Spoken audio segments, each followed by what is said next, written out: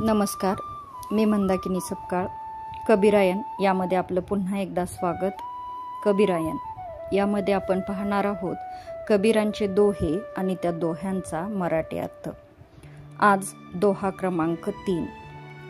मानवी स्वभावाचे एक वैशिष्ट्य म्हणजे तो जेव्हा संकटात असतो, दुःखात, अडचणीत असतो, तेव्हा त्यातून बाहेर पडण्यासाठी तो देवाचे स्मरण करत राहतो.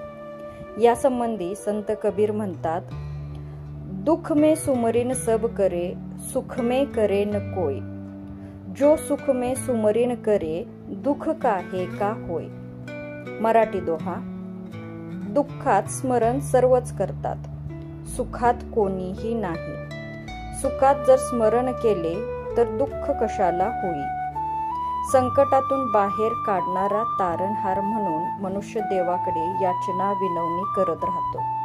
एकदा का तो या दुःखातून बाहेर पडला की देवाचे नामस्मरण करण्याचे सोडून देतो.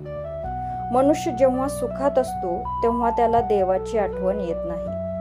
कबीर म्हणतात, आपण जर सुखात असतानाही देवाचे नामस्मरण सुरूच ठेवले तर आयुष्यात दुःख येणारच नाही.